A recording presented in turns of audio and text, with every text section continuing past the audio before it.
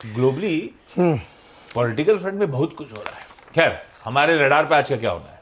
नहीं, जो फ्रांस में जो दिख रहा है ना, लापेन की विक्ट्री की तरफ बढ़ रहे हैं वो, हालांकि बहुत एक्सपेक्टेड मार्जिन नहीं है लेकिन फिर भी जीत रहे हैं, उसका असर बॉन्ड मार्केट में पड़ रहा है, आप ध्यान रखिएगा। और ट्रंप वाली बात को बहुत सीरियसली और रिपोर्ट्स लिखी गई हैं। कल अपन चर्चा कर रहे थे यील्ड उछली, यस, गोल्डमैन सैक्स यूके में भी बदलाव आने की तैयारी है।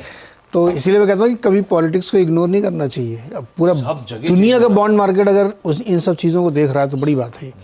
लेकिन चलिए वापस आते हैं। फ्रांस से क्यों देख रहा है यार? फ्रांस पॉलिसी शिफ्ट है, यूरोप की बड़ी मार्केट है, और चूंकि यूएस में पॉलिसी शिफ्ट की पूरी संभावना है, यूके में पॉलिसी शिफ्ट की संभावना, यूके में सत्ता परिवर्तन के संकेत दिख रहे हैं। हाँ।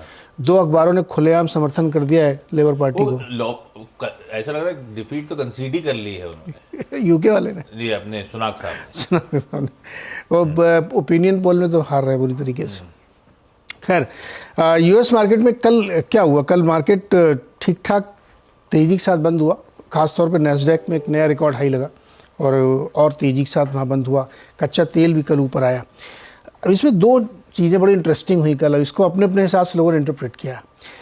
जो पीएमआई डेटा आता है, मैन्युफैक्चरिंग के 2 पीएमआई डेटा आते हैं यूएस में, आपको लोगों को पता हो, एक आईएसएम का आता है और एक एस&पी ग्लोबल का आता है। तो आईएसएम का पीएमआई आया गिर के 48.5 जून में, जो 48.7 था मई में, और एक्सपेक्टेशन था कि 49 के ऊपर आना चाहिए। तो ये एक डेटा गिर के आया। दूसरा एस&पी ग्लोबल का जो डेटा था वो 3 महीने के हाई पे चला, 51.6 आया, 51.3 के सामने मंथ ऑन बढ़ के।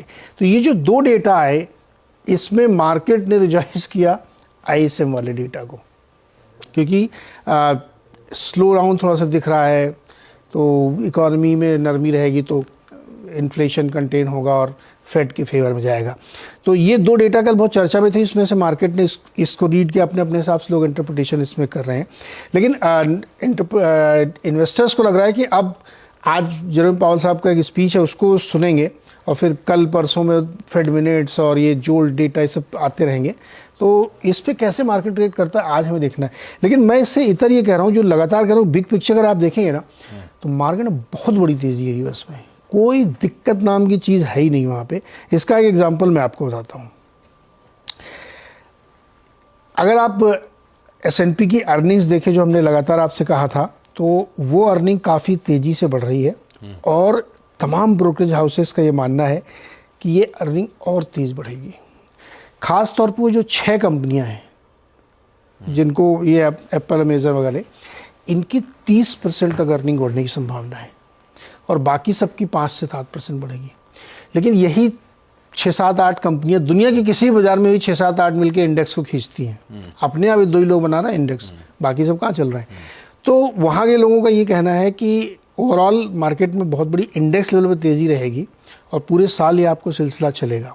कई डेटा ये रिप्रेजेंट कर रहे हैं कि कोई दिक्कत नाम की चीज़ है नहीं, रेट बढ़े घटे, क्रूड 86 हो जाए 87 हो जाए, कोई फ़र्क नहीं पड़ रहा एज ऑन डेट।